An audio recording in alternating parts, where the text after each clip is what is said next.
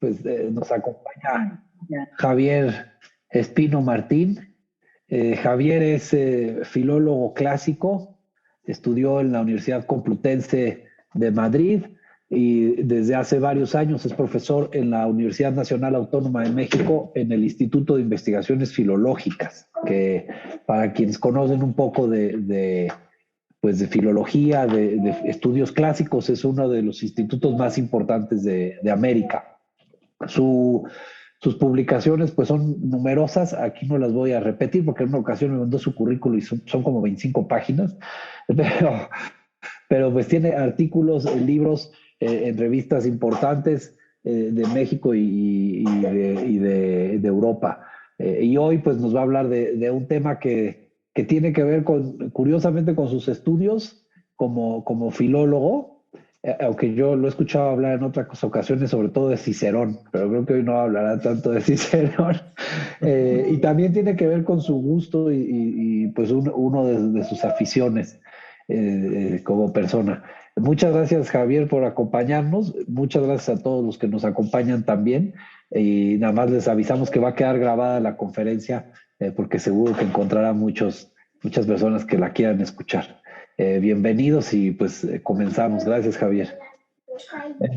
¿Se me oye bien? Sí. Muy bien. Pues bueno, antes de nada quiero agradecerte, Fernando, quiero agradecer al doctor Galindo pues la posibilidad que me brinda a la hora de exponer esta conferencia que como él muy bien ha dicho, pues por un lado conjuga la verdad que un hobby y una pasión que he tenido desde, pues digamos, desde la infancia hasta la actualidad, que es mi gusto y mi amor por los cómics, sobre todo los cómics de superhéroes, lo cual no quita para que haya leído otros cómics de muy diverso tipo, pero quizá el de superhéroes es el que siempre más me ha llamado la atención, el que más me ha atraído. El que más me ha hecho pasar por, digamos, ha sido mi remanso de calma, ¿no?, en momentos turbulentos. Y ahora tengo la posibilidad, y para mí es un honor, ¿no?, el poder dedicarme a los cómics desde una perspectiva más académica, desde una perspectiva de un análisis, análisis desde la recepción clásica, que es una de mis líneas de investigación, una de las líneas de investigación que desarrollo en el Instituto de Investigaciones Filológicas, y que, bueno, pues que gracias a ella he ido impartiendo diferentes cursos de mito y cómic. Pues ya llevo unos 3 años impartiendo estos cursos.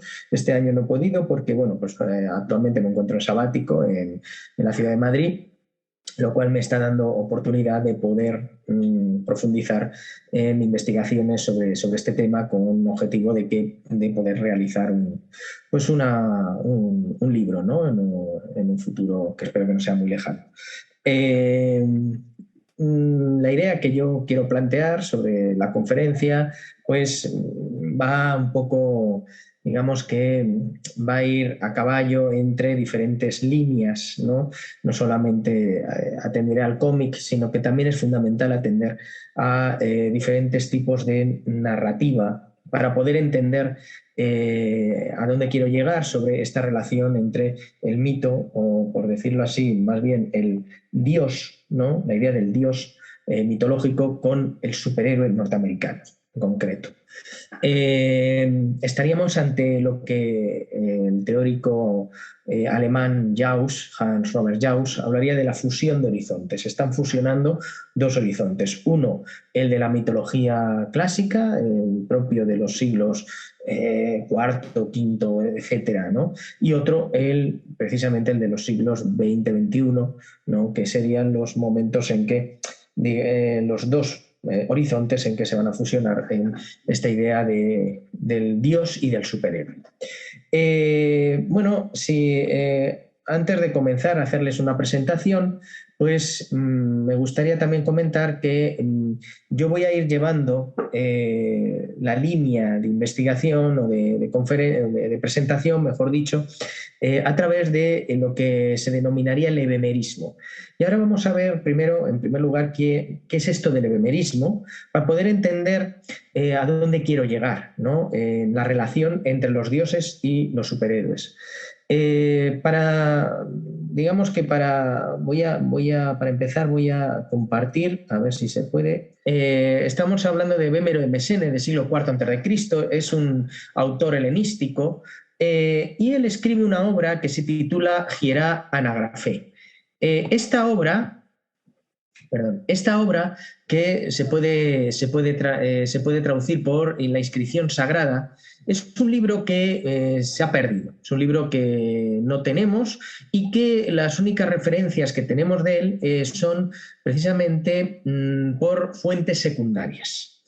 Las fuentes secundarias que citan a Vémero son muchas. De hecho, Vémero fue un autor bastante conocido durante pues, prácticamente ya sea la Grecia helenística como luego la Roma republicana y parte de la imperial, hasta el punto en que su influencia llega hasta los primeros apologistas cristianos. Y así es citado por Lactancio y es citado por el mismísimo San Agustín, por ejemplo.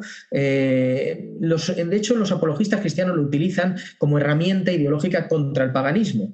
¿Y por qué esto es así? Vamos a ver, Vémero escribe una obra que tiene un sentido utópico, tiene un sentido de, pues un poco como la Atlántida de Platón, nos habla de un viaje, ¿no? Un viaje por el mar Arábigo, cerca de lo que sería actualmente Arabia Saudí, y ahí se encuentra una isla que es la isla de Pancaya. En esta isla, lo que hace Vémero es describir cómo está organizada la sociedad, una sociedad muy platónica, en la que aparecen unos sacerdotes, que serían como los filósofos reyes, luego aparecen los guardianes o los soldados, que serían como los filósofos guardianes, y luego los productores, ¿no? Que serían los campesinos. Bien, pues en esta isla hay un momento en que Vémero nos habla de cómo hay un templo dedicado a Zeus.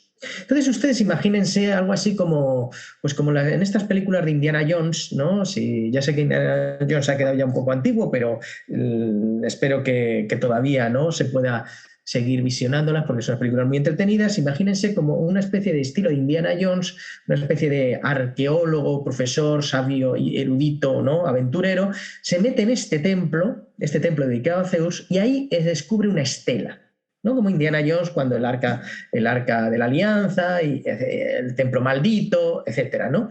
Y en esa estela está, de alguna manera, podríamos decir que se encuentra el motivo, el porqué de los dioses. Es decir, el misterio de los dioses. Porque aquí se nos plantea por qué los dioses existen como tal. ¿Quiénes son esos dioses? ¿Quién es Zeus? ¿Quién es Hades? ¿Quién es Apolo? Etcétera, ¿no? Y entonces en la estela lo que nos viene a contar es que aquellos dioses en realidad no eran dioses, sino hombres que con el paso de los siglos, y el doctor García Gual lo dice muy bien, con el paso de los siglos y el olvido de las gentes, se transformaron en dioses. Es decir, estaríamos ante hombres especialmente cualificados, hombres con unas cualidades extraordinarias, que por sus energetai, es decir, sus hazañas y sus eurgetai, en griego, sus hallazgos, sus inventos, pues el pueblo los divinizó. Con lo cual podríamos decir que los dioses camuflan hombres, o antiguos hombres. Y esta es la idea evemerista. Es decir, hablaríamos de una doble identidad en la que estaría, por un lado, el dios, y ese dios estaría camuflando en realidad un yo humano, una persona como tal. Entonces estaríamos ante la idea de, por un lado, el doble, y por otro lado, la idea del camuflaje, ¿no? De alguna manera, el dios se camufla, el hombre se camufla de Dios, o el Dios se camufla de hombre. Luego veremos cómo esto se da la vuelta, ¿no? En principio es el Dios el que está escondiendo un hombre. Está escondiendo antiguos reyes, capitanes, hablaba Vémero de reyes, capitanes, generales, De hecho, el historiador latino Ennio es el que más, bueno, historiador, más que historiador, también es autor de poemas, de un gran poema épico, ¿no? Es el que más va a difundir la obra de Vémero, hasta el punto de que Cicerón también habla de ella, ¿no? Hablando Fernando de Cicerón, pues efectivamente Cicerón lo cita, y también es citado por diferentes autores de manera directa o indirecta.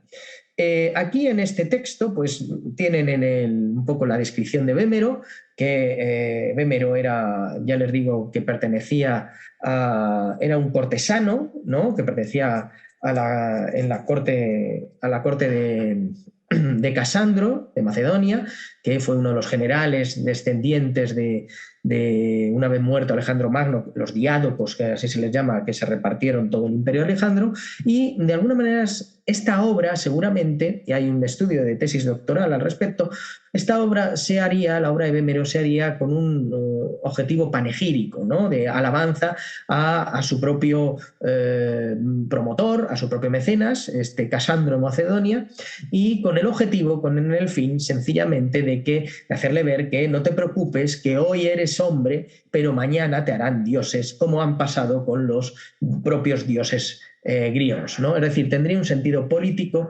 el ebemerismo, pero poco a poco el ebemerismo también fue adquiriendo otros sentidos, ¿no? Entre ellos sentido especialmente religioso o escéptico, ¿no? Escéptico, filosófico, contra la propia religiosidad. De hecho, ya les digo que va a ser utilizado por diversos apologistas, entre ellos tenemos a este apologista, Diodoro Sículo. Diodoro Sículo no es todavía apologista, es un historiador latino que luego va a ser utilizado por los apologistas como Lactancio y como todos estos autores posteriores de la Antigüedad tardía. Diodoro Sículo es un historiador que cita indirectamente a Vémero, ¿no? Y aquí, en esta cita, me parece interesante porque nos está reproduciendo lo que dijo Vémero en su Quiera Anagrafé, ¿no? Les leo brevemente. Vémero dice a continuación que primero fue rey Urano, que era un hombre moderado y magnánimo, versado en el movimiento de los astros, y que fue el primero en honrar los dioses de los cielos con sacrificios, por lo que recibió el nombre de Urano. Con su mujer Hestia tuvo 2 hijos, Titán y Crono, y 2 hijas, Rea y Deméter. Crono reinó después de Urano y, casándose con Rea, engendró a Zeus, a Hera y a Poseidón.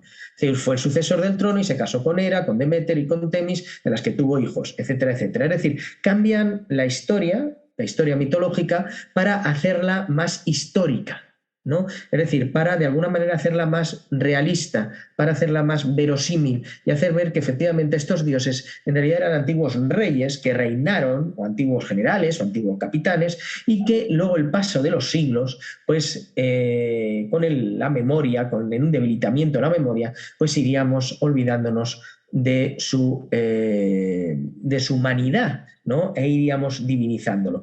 Esto es algo que, bueno, se va a dar mucho, ¿no? En la antigüedad clásica, los mismos emperadores van a ebemerizarse de alguna manera. Ellos quieren luego que el futuro les recuerde como dioses, ¿no? Este fenómeno de las divinizaciones que se va a dar, para empezar, el mismísimo Calígula, ¿no? En su locura, que se divinizó a sí mismo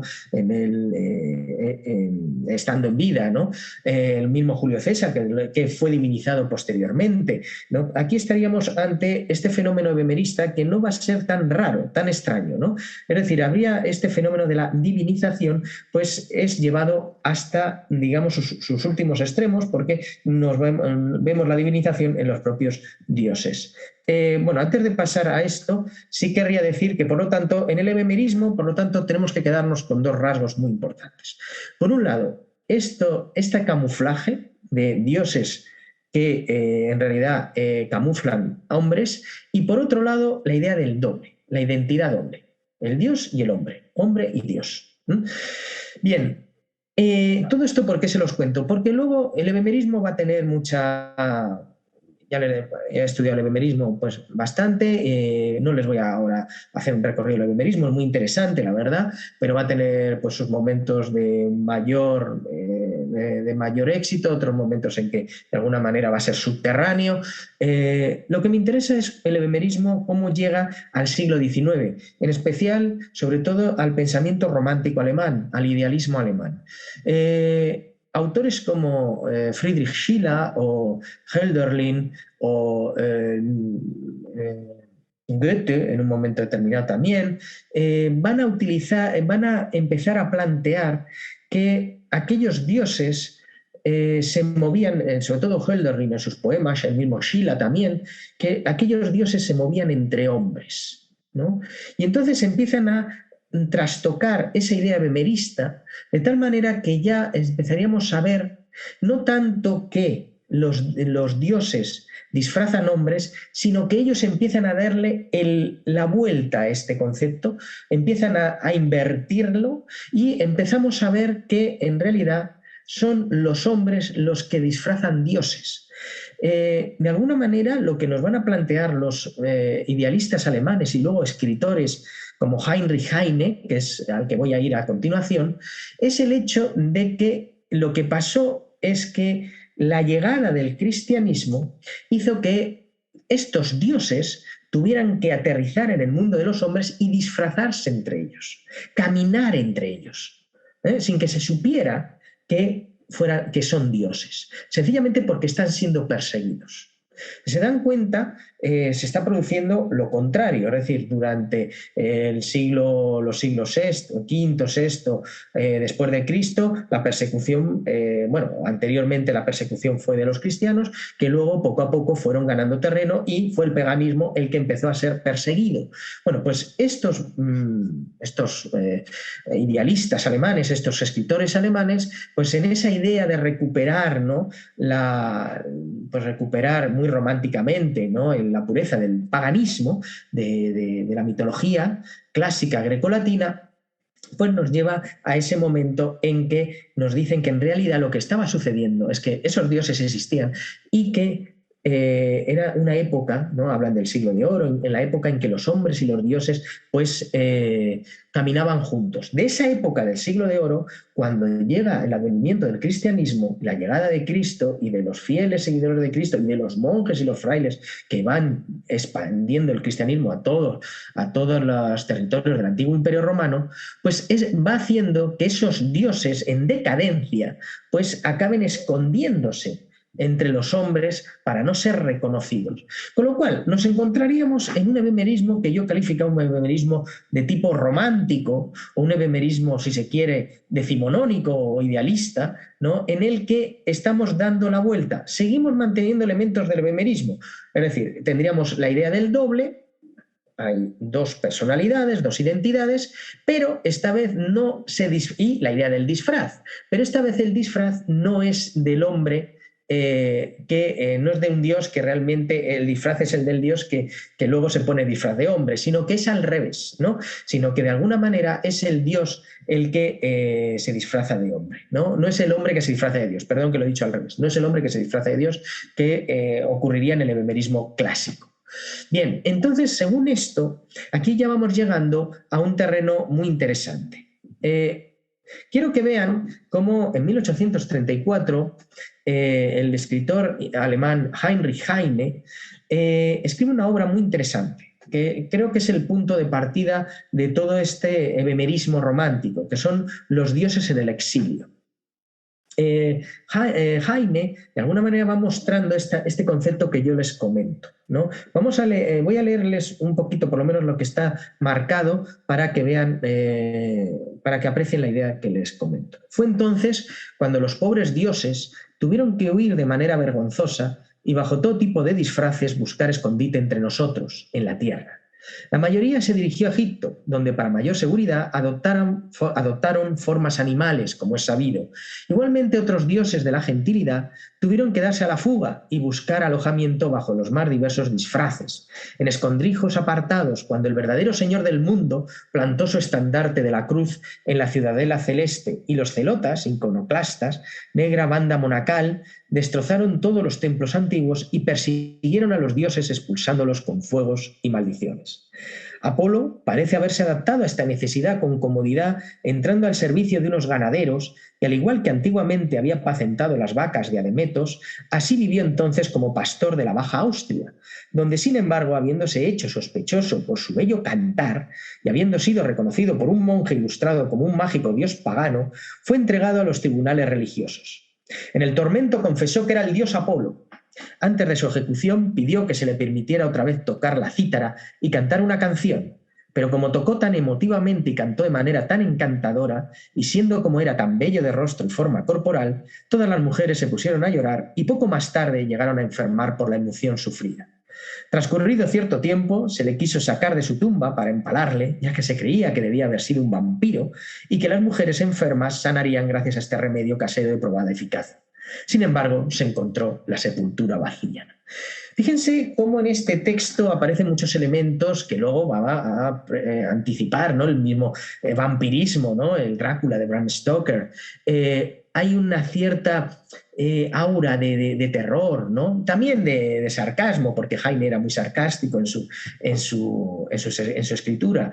Esta idea también de la decadencia del dios, ¿no? Esta idea de la decadencia de los dioses va a también ser muy desarrollada por los autores, por los escritores franceses, por ejemplo, por un Verlaine, ¿no? por un Baudelaire. Escritores franceses van a hablar de esa decadencia, de la décadence, ¿no? de los dioses paganos. El mismo Heine tiene otro texto que es sobre la historia de la religión y la filosofía en Alemania, en la que también nos recuerda este bemerismo que utilizan los dioses en el exilio. Fíjense lo que dice. Dice, cuando contemplo...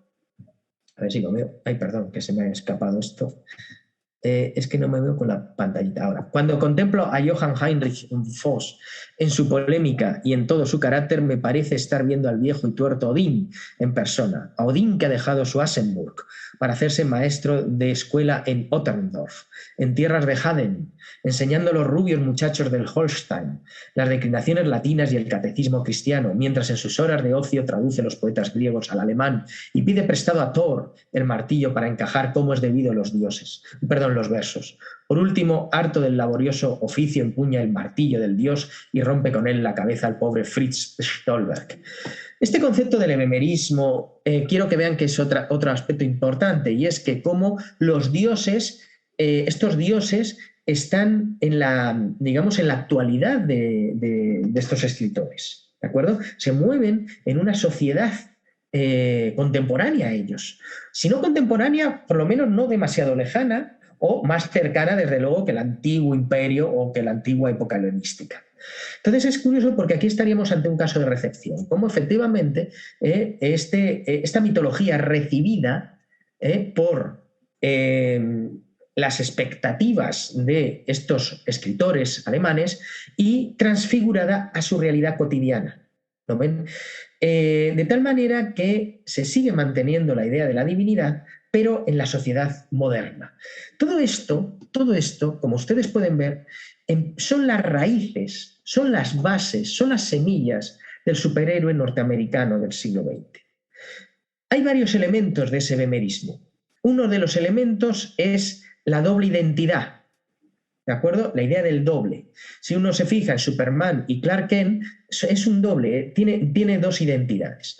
Ahora bien, podríamos decir, desde el hebemerismo clásico, si realmente Superman es un dios que esconde un humano, que es Clark Kent, o desde el hebemerismo romántico, si Clark Kent en realidad está disfrazando a un dios. Más bien, lo que sucede en los superhéroes, no en todos, porque hay otros que siguen más la pauta del hebemerismo clásico, es más bien el hebemerismo romántico. En realidad, en el caso de Superman, es Superman el que realmente se disfraza de Clark Kent.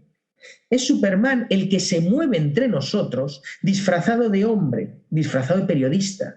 Igual que Odín se disfraza, ¿no? De maestro de escuela en esta localidad alemana de la época de Heinrich Heine. Pues igual, de la misma manera, lo que está haciendo Superman es disfrazarse de Clark Kent y moverse en el mundo de los hombres. Y cuando realmente se muestra como él es, como un dios además apolíneo, un dios solar, que es Superman, es un dios solar, es una mezcla de varios elementos, es un dios que mezcla, por un lado, elementos cabalísticos. Tengan en cuenta que los creadores de Superman, Jerry Siegel y Joe Shuster, eran judíos, y como judíos estaban introduciendo elementos muy propios muchas veces de la cábala, elementos también, esto también lo vamos a ver en otro gran creador, de hecho estoy dedicando una investigación bastante profunda a ese tema, otro gran creador que es Jack Kirby. Jack Kirby, que también es judío, introduce en su mundo de superhéroes, en su cuarto mundo, se introduce elementos cabalísticos, muchos elementos cabalísticos. En el caso de Kirby son bastantes. En el caso de Shuster y Siegel, están introduciendo en Superman la idea de un Mesías, ¿de acuerdo? La idea de un Mesías. Aparece ese concepto de Moisés. Aparece el concepto de Moisés cuando una especie como en una pequeña canasto, que en realidad es para Superman es una nave, ¿no? Además, en la película de Superman de Richard Donner se ve muy bien, ¿no? Porque da una imagen también como de canastita, ¿no? Que en vez de ir por el agua, va por el espacio, ¿no? Cual Moisés, y llega hasta la tierra, ¿no? Y ahí se tiene que disfrazar de humano. Ahí vemos el ebemerismo romántico. Se tiene que disfrazar de humano, y los propios padres terráqueos, ¿no? Esos padres adoptivos, Jonathan y Martha Kent, le dicen, no, tú no puedes mostrar nunca los poderes, ¿no? Porque tú en realidad eres un dios. Es un dios espacial, es un dios apolíneo. ¿Y por qué es apolíneo? Luego esto no va a ser al comienzo con Siegel y Shuster, va a ser sobre todo en el recorrido de Superman, que va a tener un recorrido enorme desde los años 40, 50 y 60, que va a estar bajo la égida de un guionista, autor de ciencia ficción, judío también, que es Mort Weisinger, y Weisinger le va a dar muchas características del Superman que tenemos ahora, y es esa idea de que el Sol él es como una batería solar, que el Sol le da unos especiales poderes, y efectivamente eso hace que sea un dios apolíneo, un dios como el dios Apolo. El dios Apolo es un dios solar, es un dios que irradia luz, y es un dios que no solo irradia una luz propiamente física, sino también una luz absolutamente en el plano nocional o abstracto, porque irradia luz a la civilización a través de las artes, a través de la música, a través de la pintura, la literatura, etc., ¿no? En el caso de Superman no llega tanto como Apolo, pero por lo menos se queda en los poderes de apolíneos. También tiene tiene Superman un elemento hercúleo, ahora lo vamos a ver, de Hércules, y también tiene un elemento propio de Zeus, por esto del rayo que lanza, ¿no? Es decir, tiene varios elementos propiamente mitológicos que Siegel, porque el que lo crea sobre todo es Jerry Siegel, lo introduce en esta figura.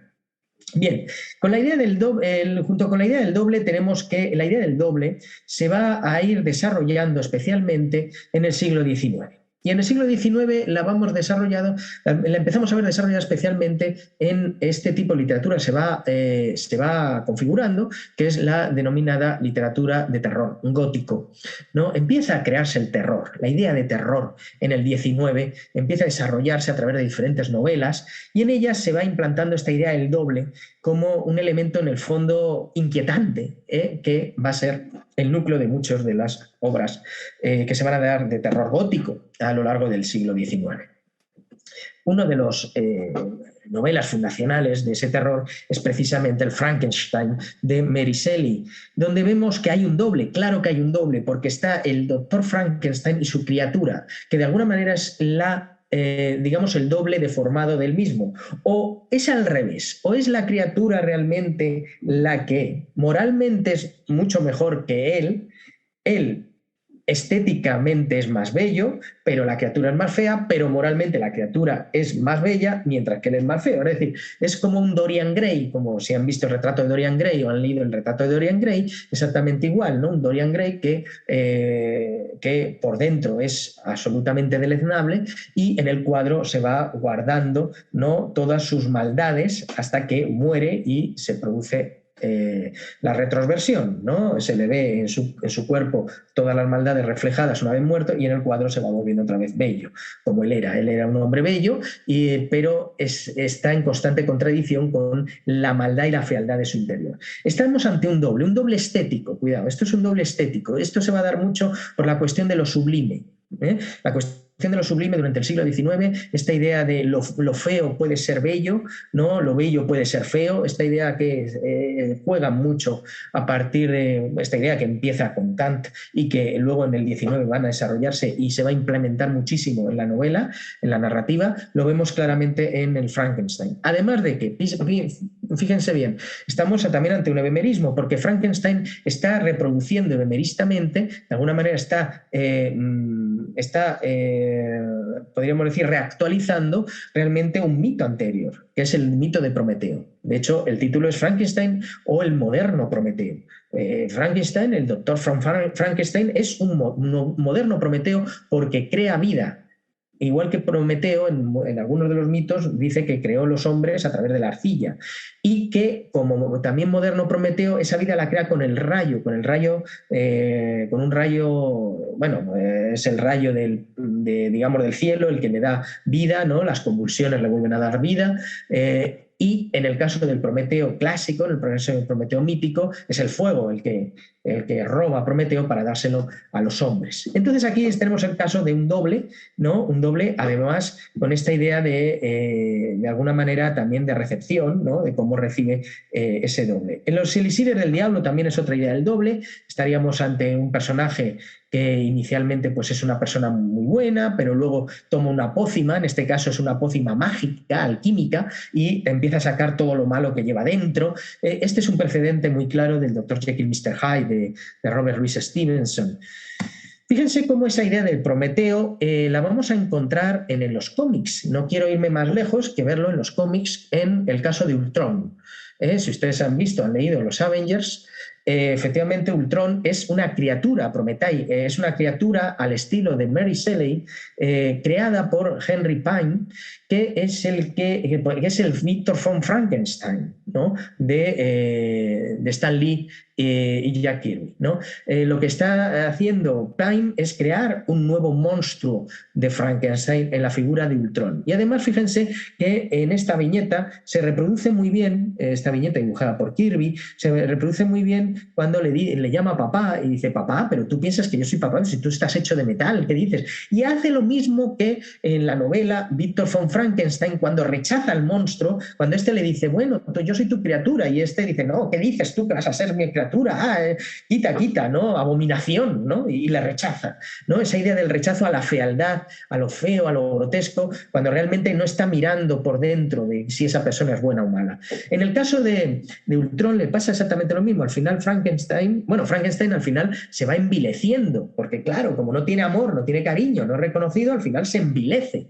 En el caso de Ultron se envilece mucho más rápido que el Frankenstein de Shelley, ¿no? El caso de Ultron es que ya de por sí ya tenía una naturaleza un tanto vil, ¿no? Porque rápidamente se vuelve un malvado robótico excepcional y que además va a crear más vida, porque vamos a tener el caso de la Visión, que es otro androide que él crea mejor que el propio Ultron, pero curiosamente Ultron, que ya es un ser vil y malévolo, crea un androide que es muy bueno moralmente bueno, es decir, de alguna manera estamos viendo cómo se está rompiendo en principios de predestinación genética, ¿no? Es decir, que tu padre sea malvado no quiere decir que tú vayas a serlo, ¿no? Esto va muy en contra de la idea trágica de los griegos, ¿no? En el que de alguna manera tú llevas, ¿no?, la culpa de tus padres. Sí llevan la culpa, pero no tienes por qué ser como era tu padre, ¿no? Es curioso porque aquí estaríamos ante una manera de rehacer la tragedia griega,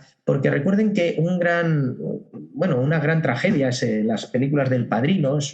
La verdad que ahí siguen en estas películas el concepto de tragedia griega de manera muy bastante fiel, porque Vito Corleone, el gran patriarca, persona malévola allá donde los haya, su hijo, Michael Corleone, no quiere seguir los pasos del padre, pero al final la predestinación, digamos, también el ambiente le van marcando y le van volviendo peor que el padre, ¿no? Entonces estaríamos ante un fenómeno de tragedia griega donde los hijos tienen que pagar, y no solo pagar, sino desarrollar los pecados de los padres, ¿no? En el caso de Pym y en el caso de Frankenstein estaríamos ante una especie de ambivalencia, ¿no? Por un lado sí, por otro lado no, porque también son muchas veces superiores a sus padres, aunque siguen manteniendo ese pecado, de alguna manera hace que caigan en desgracia, ¿no? Bien. Otro caso, del caso de la creación doble, ¿no? En el caso de los cómics y también de la literatura clásica, es el mito de Pigmalión. El mito de Pigmalión lo tienen aquí en las Metamorfosis de Ovidio, del siglo I al I después de Cristo, en el que les voy a leer este pequeño texto. Dice: Pigmalión se dirigió a la estatua y al tocarla le pareció que estaba caliente, que el marfil se ablandaba y que, deponiendo su dureza, cedía a los dedos suavemente como la cera del monte Inmeto, se ablanda a los rayos del sol y se deja manejar con los dedos, tomando varias figuras y haciéndose más dócil y blanda con el manejo. Al verlo, Pigmalión se llena de un gran gozo, mezclado de temor, creyendo que se engañaba. Volvió a tocar la estatua otra vez y se cercioró de que era un cuerpo flexible y que las venas daban sus pulsaciones al explorarla con los dedos. Pigmalión desarrolla una estatua bella, una mujer bella, y al final los dioses le dan la vida y entonces se transforma en una mujer, ¿no?, de carne y hueso. Eso mismo se lleva al cómic en los Avengers con Yocasta. Yocasta, que va a ser otra de las creaciones de Ultron para darse a sí mismo una compañera, ¿no? Igual que Frankenstein en el mito busca una compañera, pues Ultron también busca una compañera y precisamente crea a este ser robótico Yocasta. Y curiosamente, fíjense, igual que en el caso de, ya no sería tanto el libro como en las películas posteriores de la Hammer, ¿no? Con las coordenadas mentales de la novia de su propio progenitor, Victor von Frankenstein. Es decir, de alguna manera está creando una compañera un poco incestuosamente, porque está poniéndole la mente como si fuera de su propia madre, ¿no? Porque sí, claro, si von Frankenstein es su padre, pues su novia, su prima, con la que luego se casa, es su madre, y si Ultron, ¿no?, quiere, igual pasa con la criatura de Frankenstein, quiere poner la cabeza de su madre, por decirlo así, en el cuerpo robótico, en el caso de Frankenstein, en el cuerpo hecho de jirones de carne, pues está de alguna manera haciendo una especie digamos, de escena edípica, ¿no? De escena edípica en la que, bueno, pues está reproduciendo a su padre, por decirlo así. O también podemos ver que ante la envidia de tener una novia como tiene Frankenstein la suya, pues quiere que su novia sea igual que la de su propio progenitor, ¿no? Bueno, todo esto, como pueden ver, es un absoluto culebrón, pero muy particularmente clásico. Como pueden ver, siguen todos los elementos del clasicismo.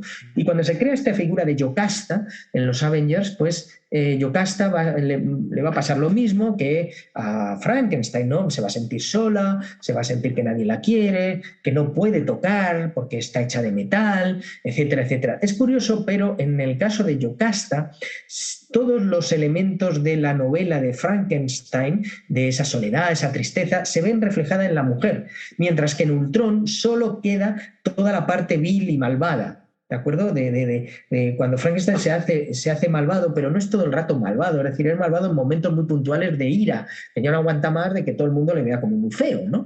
Entonces, evidentemente tiene esos momentos. Y el caso de Ultron es que ya se vuelve un malvado maquiavélico, además, absolutamente perverso, ¿no? Entonces es interesante porque se reparte de la novela de Frankenstein, se reparte entre dos, por un lado entre Yocasta, una parte, y por otro lado en Ultron se reparte otra. Bien, la idea del doble vamos a tenerla en muchas otras obras. En William Wilson, de Edgar Allan Poe, también esta va a ser un precedente muy interesante del Dr. Jekyll, Mr. Hyde. El retrato de Dorian Gray, esa idea del doble, en el que Dorian Gray, pues todas sus maldades van recopilándose en su efigie del cuadro, que es un doble de sí mismo, ¿no? Mientras que él se sigue manteniendo bello y hermoso. Todo esto todas estas novelas, luego siempre está el diablo entre medias, ¿no? Siempre hay un pacto satánico, un pacto del diablo, siempre el diablo tentando alentando a que tengan en cuenta que en el siglo XIX hay una revalorización de la figura del diablo, ¿no? De Satanás, como el rebelde de los rebeldes, que se rebela contra un sistema que los románticos pues ven que es totalmente injusto, ¿no? Contra un padre todopoderoso, pero también tiránico y despótico, ¿no? Esa idea muy romántica aparece constantemente en muchas de las novelas que aquí nos encontramos.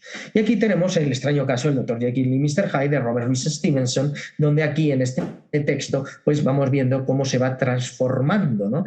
Hay mucho de freudiano en este texto, porque de alguna manera el Dr. Jekyll toma a diferencia de los elixires del diablo de Hoffman, no es tanto alquímico como que lo que toma es tengan en cuenta que el momento en que escribe, en 1886, el momento en que escribe Stevenson esto, pues la química está muy desarrollada y entonces se piensa que puede haber un componente químico que pueda hacer sacarnos nuestra doble identidad, una doble identidad que está muy basada en el ello de Freud, ¿no? En esa parte más salvaje nuestra, más instintiva, y es lo que le pasa el que se siente plenamente libre y de ataduras morales, etcétera. Es lo que le pasa a este Dr. Jekyll, ¿no?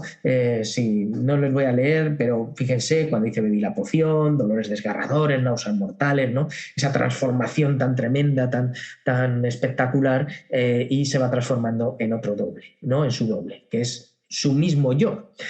Por eso les digo que la cuestión del doble es una cuestión que está ahí y que los superhéroes se va a reproducir absolutamente.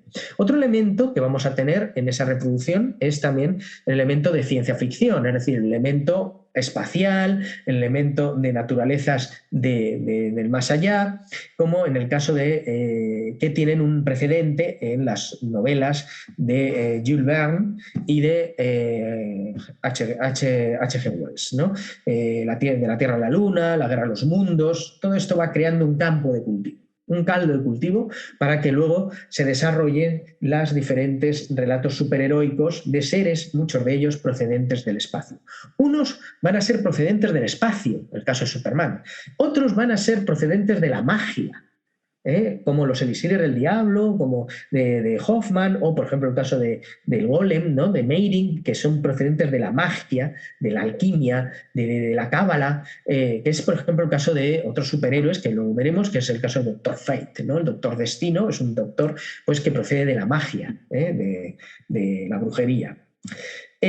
Es inevitable que cuando vamos a hablar de los cómics, el elemento iniciador de los cómics es precisamente las novelas o la literatura pulp. Estas revistitas que están hechas sobre una pulpa, ¿no? Una pulpa muy, muy fina de papel, se deshacía rápidamente en los dedos, pero eran muy baratas y precisamente eran la televisión de la época, era el internet de la época, eran leídas por millones de personas. Además, asistimos a un momento a finales del siglo XIX en el que se está habiendo una alfabetización masiva y personas trabajadoras que con las nuevas leyes del trabajo van dejándoles tiempo libre y en ese tiempo libre pues de alguna manera se quieren culturizar, ¿no? Y se culturizan, no solo se culturizan, sino además se entretienen con estas novelas pulp o estas revistas pulp, ¿no? Que tienen un montón de relatos de todo tipo, que además están especificados de ciencia ficción, de magia, de románticas, de lo que quieran. De hecho, son el caldo de cultivo fundamental para luego los diferentes géneros de cine que se van a dar durante la explosión o la edad dorada del cine hollywoodense en los 50, 60, etcétera, y todo lo que podemos encontrar hoy en las grandes compañías, ¿no? Amazon, Netflix, etcétera. Gran parte de los argumentos ya estaban en estos relatos pulp. Y estos relatos pulp son el inicio del cómic superheroico. Primero porque los superhéroes lo que van haciendo es ir enlazando muchos elementos que proceden del pulp. Nos vamos a encontrar muchas veces, por ejemplo, que hay veces que aparece Superman en la época de los vaqueros del western, ¿no? Porque efectivamente está todavía muy presente ese tipo de pulp de western, ¿no? Pero igual que el pulp de western, sobre todo lo que más influye es el de detectives, el pulp noir, detectives de la novela negra, ¿no? Y ahí nos vamos a encontrar, por ejemplo, la figura de Batman, que es una figura especialmente procedente de la novela negra, ¿no? Que estaría en este tipo de pulp, ¿no? Dedicado a los detectives. Nick Carter fue uno de esos primeros detectives, precisamente. Luego este de Secret Service, que está dedicado también a detectives. Los Dime, se les llamaba Dime Novel, porque bueno, solo valían un penique o valían muy poco y se podían comprar fácilmente. Con el paso del tiempo se van haciendo grandes recopilaciones de relatos, diferentes tipos. Aquí tienen una muestra de diferentes portadas pulp. Fíjense lo interesante de las portadas, son muy coloridas, con un dibujo muy claro, muy diáfano. También en la parte interior tienen dibujos, el caso del zorro, fíjense, el western, estamos hasta el caso del zorro.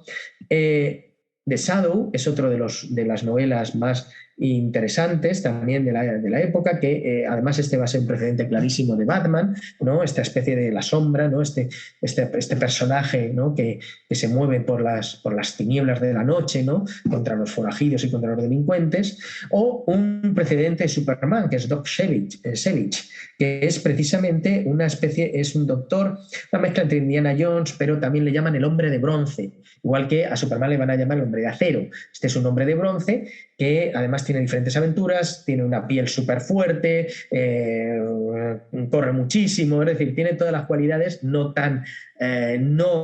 llegan a la divinidad, como en el caso de Superman, pero sí ya van anticipando a Superman. De hecho, Jerry Siegel lo tenía en mente a la hora de también desarrollar ese concepto de Superman. Como pueden ver, de hecho, hay en una de las novelitas de Doc Savage, pues, le llaman Superman. Es decir, ya podemos ir viendo ahí, anticipando ahí al personaje. The Spider es también muy interesante porque vemos la doble identidad, muy Dr. Jekyll, Mr. Hyde. Cuando él se disfraza de Spider, pues vemos que se afea el rostro, se pone un sombrero, un poco como el Mr. Hyde, ¿no? Cuando se transforma, pues es un ser bastante grotesco. Y luego cuando él está digamos, ya sin disfraz, pues es una especie de millonario a lo Bruce Wayne, ¿no? Que pues guapo, esbelto, ¿no? Entonces vamos viendo cómo va anticipándose esta idea del doble. Ya es necesario ir viendo el filtro del pulp, que va a ser necesario para luego verlo en los cómics superheroicos, ¿no? Fíjense que otras imágenes de las historias de detectives que también vamos a encontrar. Aquí estaría dentro del pulp, vuelvo a repetir, son gráficas, son dibujos que están dentro de las novelas, dentro de las revistas. Otro también muy, muy importante, que va a ser un precedente importante también, la figura quizá también del supervillano, ¿no? Una mezcla entre el detective y el supervillano, es Fantomas, ¿no? Porque inicialmente los que se disfrazan son villanos y luego pasa a los propios detectives. Inicialmente son los villanos porque son los que se tienen que disfrazar para que no se les vea cometiendo las fechorías, ¿no? Y luego esto va pasando, curiosamente, va habiendo una transposición a la figura del detective, ¿no? El caso de Fantomas, pues también lo encontramos ahí. Como pueden ver, tenemos el pool de muy diversos tipos de Amazing Stories, que son estas historias extraordinarias, fantásticas, ¿no? Que de ahí, también de ese caldo de cultivo, nacerá pues la figura, pues diferentes superhéroes, como el caso del mismo Superman, como les estoy comentando, ¿no? Fíjense cómo en el interior tenían estas ilustraciones. ¿Por qué les hago hincapié tanto en las ilustraciones como en las portadas? El cómic de superhéroes va a ser al final una serialización de portadas de pulp. Es como si cogemos las portadas de pulp, las hacemos pequeñas, como si fuera en el interior, como las gráficas interiores, y las vamos serializando, ¿no? Las ponemos en serie una detrás de otra, y en vez de contar la historia de manera exclusivamente verbal, la vamos contando icónico-verbal. ¿Qué haríamos si agarramos esa imagen que tienen ustedes ahí interior y le damos el color de las portadas, lo serializamos y vamos poniendo viñetas que van contando la historia reducida, por lo tanto, con una legibilidad mayor? Pues estamos ante la creación del cómic superheroico. Solo nos falta introducir luego, o del cómic, primero es del cómic, porque las historias iniciales del cómic son de muy diverso tipo. Luego ya lo que hacemos es introducir un personaje que sea prototípico y que de alguna manera recuerde a una divinidad, ¿no? Inicialmente estos personajes estaban muy relacionados con los detectives, con la idea de detective, y luego fueron progresivamente adquiriendo poderes cada vez más grandes, más amplios, y se fueron acercando más a la idea de divinidades, ¿no? Con poderes extraordinarios, pero que eso se va a producir sobre todo a partir de los años 50 en adelante, ¿no? O sea, el mismo Superman inicialmente era lo único que podía hacer es pegar unos saltos muy grandes, tenía un poquito de fuerza, ¿no? Era como dos Savage, ¿no? Rebotaban las balas, pero nada más. Luego ya empieza a adquirir unos poderes extraordinarios, ya empieza a volar, lanza rayos, ¿no? Y ya a veces hasta poderes increíbles que luego se los quitaron, afortunadamente, porque tenía hasta poderes telepáticos, transformaba dimensiones, se podía ir hasta el pasado, bueno, cosas absolutamente ya desquiciantes, ¿no?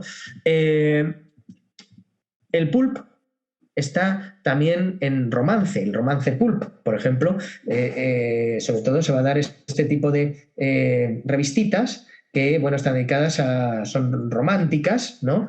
Y se dedican pues a las mujeres, ¿no? A las mujeres de la época, estamos hablando de los años 20, 30, ¿no? Y que, sobre todo, claro, en la mentalidad de este periodo, ¿qué era lo que realmente tenían las mujeres en sus objetivos? Pues que pintarse, estar guapas para poder conseguir novio, ¿no? Y luego, pues, tener una familia y vivir una vida feliz, ¿no? Esa era la idea muy reduccionista de lo que tenía la mujer en mente. Y esto aparece reflejado, fíjense, en una serie que salió de Superman's Girlfriend, Lois Lane, donde nos habla de Lois Lane como la novia de Superman y todos los ardides que tiene Lois Lane para ver si caza a Superman, ¿no? Y puede, en un momento determinado, poder casarse con él ya por fin, ¿no? Y que deje de ser el eterno soltero. Y así estuvieron durante décadas, ¿eh? Durante décadas estuvieron con ese juego de ay, Lois Lane, quiero casarme contigo, Superman, y Superman, ay, no, yo me escapo, y se iba, ¿no? Este tipo de comedia casi de costumbres, pero que tiene mucho del pulp este romántico de los años 30. Aparece reflejado en los cómics superheroicos. Ya les digo que en los cómics superheroicos también vamos a tener mucha influencia de las Weird Tales, estos relatos extraños donde además van a empezar a escribir los escritores de gran talla, ¿no? Que luego se les va a considerar grandes escritores, como pueden ser Howard Phillips Lovecraft, como pueden ser Clark Ashton Smith, como pueden ser Robert E. Howard, ¿no? El creador de Conan el Bárbaro, etcétera, ¿no? Todos estos autores que también van a implementar esta idea del ebemerismo. Y bueno, pues aquí tenemos, por lo tanto, el Action Comics número 1, ¿no? Donde pues refleja todos estos conceptos que les estoy comentando, ¿no? Aquí esto es un curso que di yo sobre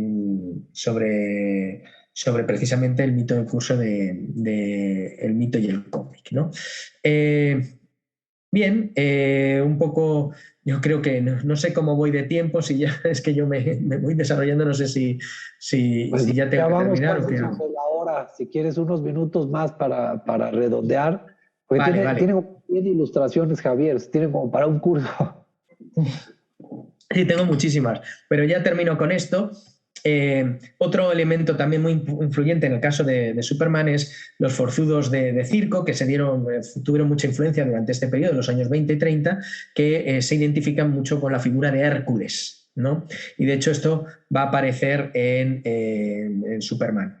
Bien, aquí les voy reflejando algunas de las imágenes que van a influir en estos superhéroes, ¿no? El caso del dios Apolo, como les he dicho, un dios muy influyente en la figura superheroica, o el caso de Yahvé, ¿no?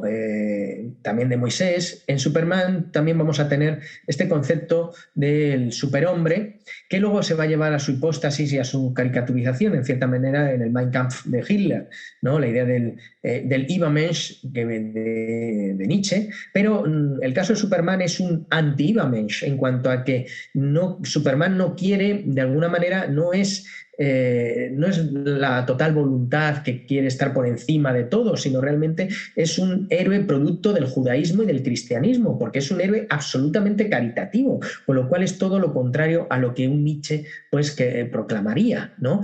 Pero sí tiene su contrapartida superheroica en el caso del nazismo, como es este capitán nazi, ¿no? Que también es un Ibames real nazi al uso, ¿no? De hecho, uno del Capitán América, por ejemplo, ahí vemos cómo los superhéroes van a ser utilizados a nivel propagandístico durante los años 40, pues contra el nazismo. Va a aparecer constantemente este tipo de recurrencia. Bueno, aquí tenemos lo de Superman. Quería mostrarles un poquito cómo aparecen también los dioses, se muestran en los cómics superheroicos, en el caso de la DC Comics este Apolo de Josh Pérez, o en el caso de la Marvel Comics, ¿no? También tenemos un Apolo muy parecido, con la cítara típico, ¿no? Y que se mueven también junto con los propios superhéroes. Bueno, no quiero alargarme más porque aquí les hablaría de cómo Apolo, ¿no? Se plasma directamente bueno, rápidamente les digo, para terminar, en este cuentito de Rubén Darío, que de alguna manera tiene mucha influencia en lo de que vimos de Heine, nos habla de cómo efectivamente Apolo, pues huyendo de Cristo, pues se tiene que esconder, ¿no? Y entonces, claro, se va a América y en América se hace rico, ¿no? Se hace rico, se hace, como dice aquí, se vuelve además aparece como un caballero con su cigarro, ¿no? Bien vestido, y que por las noches pues lo que hace es que se va a las fuentes nocturnas y ahí vuelve a ser otra vez a Apolo, el dios de las musas, y empieza a cantar, ¿no? Junto con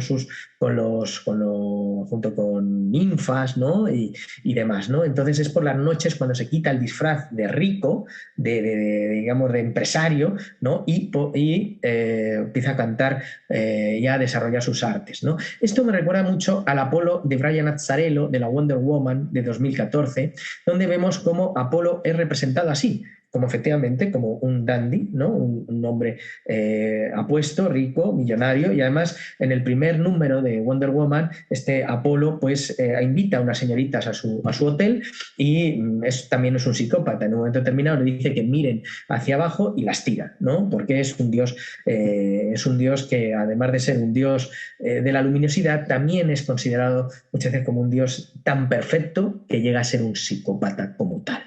Bueno, pues con esto creo que ya puedo llegar al final de mi presentación. La verdad que tengo mucho para seguir, pero espero que con esto haya quedado claro pues esta muestra de lo que quería comentarles sobre el ebemerismo, la idea del doble, la idea del disfraz, la idea del superhéroe disfrazado, y cómo todo esto es mediatizado por las novelas y los relatos tanto góticos del 19 como del pulp del 20. Pues muchas gracias y agradezco al doctor Galindo que me haya invitado nuevamente. Le doy la palabra. Muchas gracias, Javier. Si quieres dejar de compartir para que te veas más rápido. Pues muchas gracias por la exposición, muy interesante. Sí, en efecto, pues es un tema vastísimo que creo que has investigado durante muchos años. No sé si tengamos alguna pregunta. Yo sí tendría aquí hay una pregunta de Alberto que dice: la idea de que los criminales se disfrazan, pero luego también los superhéroes, ¿qué tanto tiene que ver con la idea de que estas personas están más allá de las personas cotidianas? De que hay dos tipos de personas, ordinarias y extraordinarias. Esa es una pregunta que ahí la puedes ver, de Alberto. Yo te preguntaría también, Javier, si de alguna manera estamos frente a una especie de revival, como de renacimiento de la preocupación por los superhéroes, porque yo al menos cada vez veo más series y nuevos personajes, y su presencia es casi agobiante en la cultura popular. Y si eso tiene alguna causa, a veces da la impresión de que estamos deseándolos en existencia, o sea, que en algún momento seremos capaces de tener esas figuras que hemos admirado durante tanto tiempo, o ¿a qué atribuyes tú? Si tú piensas que hay un renacimiento, o es la misma fascinación de siempre, y si lo hubiera, ¿a qué se atribuiría eso, no? Esa sería la segunda pregunta, y la otra, la de Alberto, que es si hay una distinción muy drástica entre ordinarios y extraordinarios en los tipos de personas y se considera que los superhéroes están más allá de las personas cotidianas. Pero es que en la pregunta de Alberto no acabo de ver a dónde quiere llegar. Es decir, cómo... Pues si quieres pregunta, Alberto. Es que a mí pues me recordó mucho a Crimen y Castigo, que es una de mis novelas favoritas, donde la idea es exactamente contraria. Es decir, Raskolnikov en Crimen y Castigo quiere, y por eso comete su asesinato, quiere ser una persona extraordinaria porque tiene esta idea en la cabeza de que hay personas ordinarias y extraordinarias. De tal modo que, visto así en los cómics, en esta idea de las personas extraordinarias ni siquiera son buenos o malos, sino son tal cual personas más allá del bien y el mal que guían la historia. Y en ese sentido, ¿qué tanto está esa idea presente en el hecho de que los superhéroes se disfracen y los villanos también, a tal punto de que a veces en algunas historias como la de Superman es muy claro, pero en otras empieza a desdibujarse la línea entre el héroe y el villano y simplemente es la persona que está llevando el curso de los eventos? Bueno, me pareció interesante esa idea porque sería... Pues Dostoyevsky la critica porque le interesa promover el cristianismo. Y parte de su historia es promover un espíritu cristiano, ¿no? Y entonces eso sería totalmente opuesto. Por eso. Sí. Sí, bueno, vamos a ver. Es que también en los cómics hay una evolución. O sea, la idea que tú planteas de Crimen y Castigo, efectivamente, esto no se vería, sobre todo en la primera parte de los años 50, 60 incluso, porque realmente hay una idea todavía muy cristiana de esas superhéroes divinos, donde tienen muy claro qué es el bien, qué es el mal. Es decir, hay una idea absolutamente muy calvinista. De alguna manera yo también estoy descubriendo una suerte de maniqueísmo, ¿no? Donde el bien y el mal están muy, muy bien delimitados. Tú eres el villano, está claro que haces villanías, yo soy el bueno, hago bondades, ¿no? Y entonces, en ese aspecto, seguiría la línea del mismo Dostoyevsky, ¿no? De intentar implantar el cristianismo, donde está muy clara la franja divisoria entre uno y otro. Pero a partir de los 80, a partir de mediados de los 80, sobre todo a partir del Batman Dark Knight de Frank Miller y en adelante, empieza ya a desdibujarse esa línea del bien y del mal y empieza a introducirse, y eso es muy interesante, empieza a introducirse precisamente lo que quiere evitar Dostoyevsky, que es un poco la idea nietzscheana, ¿no? De decir, bueno, en realidad el bien y el mal está relacionado con mi voluntad, ¿no? Con lo que yo quiero y según lo que yo quiero y la visión que yo tengo de lo perfecto, de lo imperfecto y que quiero llevar a cabo y como ser superior quiero aplicar, ¿no? Y nos empezamos a ver una deconstrucción del héroe, del superhéroe, y se vuelven, y es lo que tú dices, ya empieza a ver la línea entre el héroe y el villano, se empieza a desdibujar hasta el punto en que el caso de Superman, hay varios casos de Supermanes absolutamente nietzscheanos y ya absolutamente tiránicos y despóticos, es decir, a ver, yo tengo todos los poderes, esta gente está medio loca haciendo cosas muy raras, ¿no? Voy a imponer una tiranía absoluta, ¿no? Ese es el caso de Injustice, ¿no? Que es Dios entre nosotros, ¿no? Entonces ahí Superman impone una tiranía absoluta, pero es que también le sucede a muchos otros superhéroes. Por ejemplo, el Green Lantern de Ron Martz, en un momento determinado se ve que tiene el poder del anillo que hace que puede construir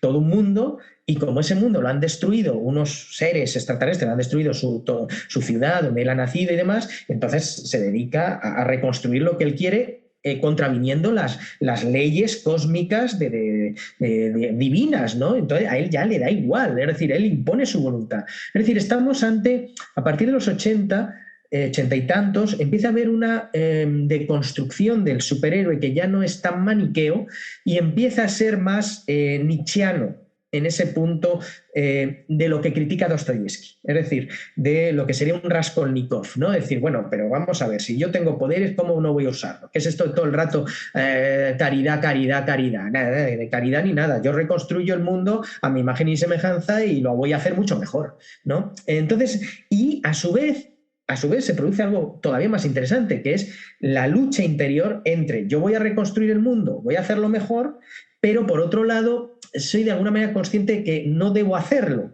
me sigue todavía pesando la caridad cristiana.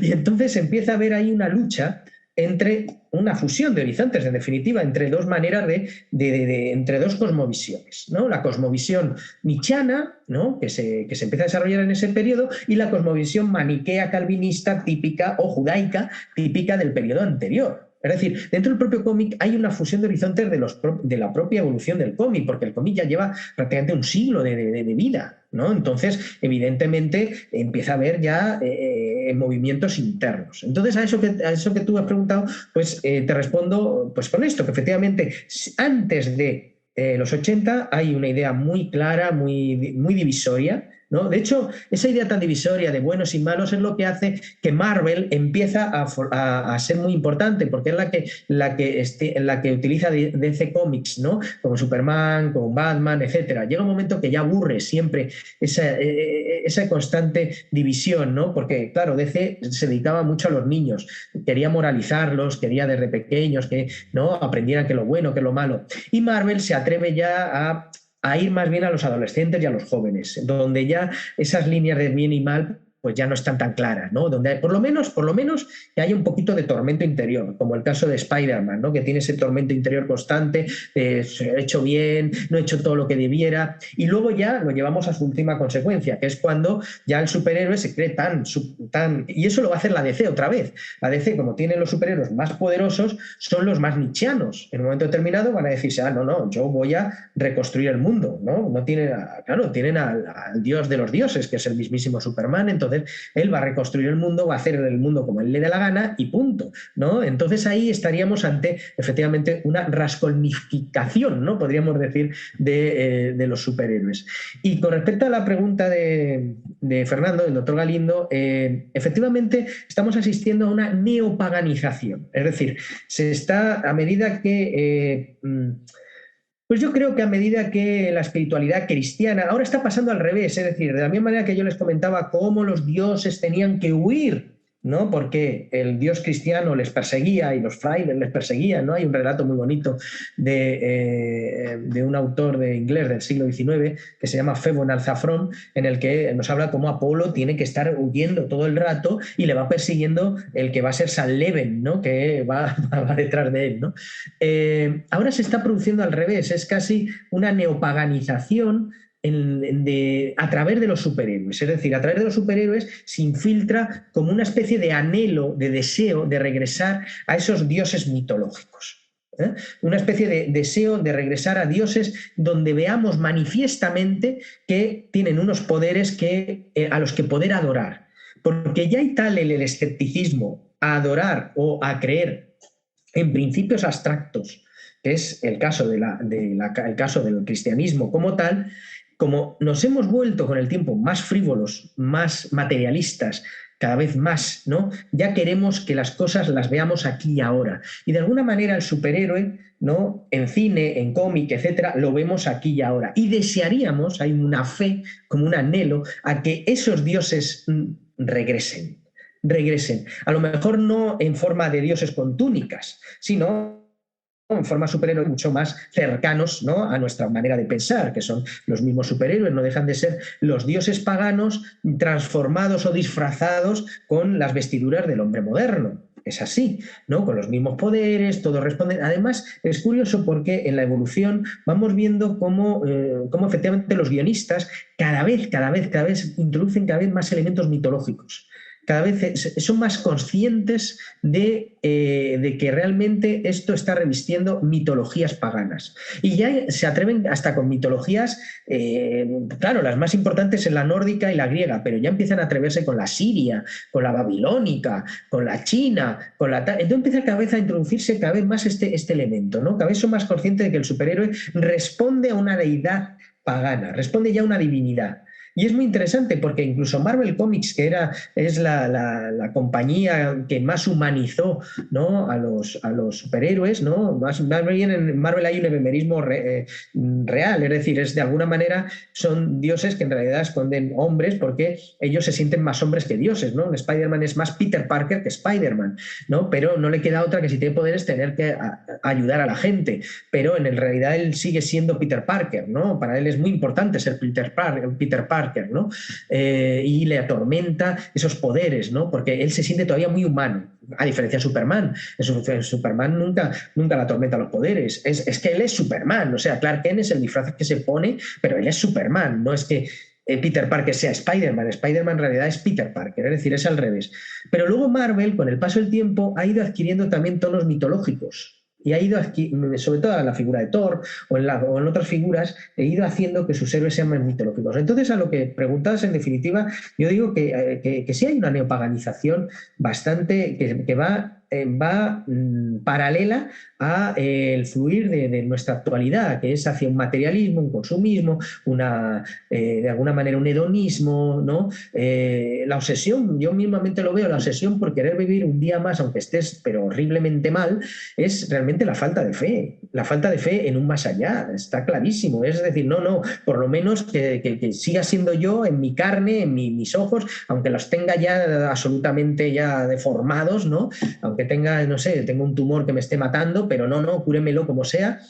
Cosa que, bueno, pues antes, entre que la medicina no estaba tan avanzada, pero también ese relleno estaba en la trascendencia religiosa, ¿no? Que de alguna manera te daba una paz interior que, bueno, si llega la muerte, pues que llegue, pero yo sé que va a haber luego una trascendencia. Ahora no hay el escepticismo es tan radical que no hay esa idea de trascendencia, y eso potencia mucho divinidades que podamos ver, ¿no? Y empezamos a divinizar elementos incluso del cine o más que del cómic, del cine, porque también el cómic ha ido de alguna manera abandonándose en lugar de las películas, ¿no? Y que son como un deseo de ojalá los dioses sean así, ¿no? Y por lo menos que se vean sus poderes, ¿no? Y como ya somos tan escépticos, pues esa creencia de un dios que está más allá de un principio espiritual, etcétera, pues ya cada vez es menos, lamentablemente pues cada vez es menor, ¿no? Entonces, no sé si con esto he respondido a las dos preguntas. Sí, yo creo que sí, Javier, es muy, muy interesante. Una última de Santiago Bravo dice que le llama la atención la mención de la tragedia y el destino, y quiere preguntar si no hay una relación con la vida de sueño, en donde se construye la historia como una tragedia y el giro es que el protagonista vence al destino. Sí, eso es muy interesante. Efectivamente, la vida es sueño es una antitragedia griega. O sea, realmente lo que se ha llamado tragicomedia o no, el género no se ha atrevido a decir que fuera una tragedia, porque no lo es. Ya que efectivamente Segismundo vence al destino, ¿no? Vence al destino establecido en los astros, ¿no? Que por eso su padre estaba tan obsesionado de que iba a derrocarle, pues como pasa en ¿no? En todo proceso mitológico y trágico típico de la antigüedad, ¿no? De la antigüedad griega. Rompe contra eso, pero ¿por qué rompe? Porque realmente la esencia de la obra es el catolicismo, es la segunda oportunidad, ¿no? Tiene una segunda oportunidad, y en esa segunda oportunidad pues aprende lo que ha hecho mal de la primera y supera el destino, ¿no? Teniendo un buen final, ¿no? De hecho, es una obra que gustó muchísimo en el romanticismo alemán, ¿no? Que fue muy leída por los escritores alemanes, entre ellos Schopenhauer, ¿no? Porque veía efectivamente esa defensa de la libertad, ¿no? Frente a la predestinación, ¿no? Que estaba determinada en la tragedia. De hecho, el calvinismo más radical va a estar más cercano a esa predestinación que a esta idea de libertad católica. Entonces sí, se puede decir que hay momentos, hay como una superación de un destino genético, ¿no? En el caso de estos superhéroes que hemos visto, en el caso de Henry Pym o de Ultron, pero claro, en el caso de Ultron es al revés, ¿no? Es decir, quien realmente es moralmente mejor es Pym, y él es el malvado, el villano, ¿no? Es decir, es una superación contraria, ¿no? Se vuelve villano y no sigue los principios buenos del propio científico, ¿no? Pero sí, si hablamos de la vida sueño, podríamos decir que lo que pasa es que la vida sueño es también tiene mucho que ver también con una propaganda católica contrarreformista, que Calderón deja muy claro, ¿no? Lo que pretende es, de alguna manera, popularizar la mentalidad contrarreformista de las ideas del molinismo jesuita, esa idea de la libertad, ¿no? Del libre albedrío, ¿no? Que representa ese molinismo frente a la predestinación calvinista. Es decir, ahí es cuando escribe Calderón esta obra, realmente hay un momento de lucha ideológica fortísima entre los protestantes y los católicos, ¿no? En concreto, el estandarte de esos católicos son los jesuitas y Calderón lo que hace es llevarlo esto a una obra magnífica que es esta obra La vida es sueño, ¿no? Entonces, lo que pasa que, claro, dices, en el caso de los superhéroes, yo siempre le vería más el pozo calvinista que católico, aunque hay algunos que pueden tener huella católica, y no lo vería tanto desde el punto de vista calderoniano, porque Calderón tiene más un objetivo más ideológico, casi político, en su obra, ¿no? En el caso de superhéroes tiene que ver más, a lo mejor, pues también más con elementos eso es más retorcido en el caso de superhéroes, porque es más esa idea norteamericana del hombre hecho a sí mismo que al final refleja un destino de gloria y de éxito.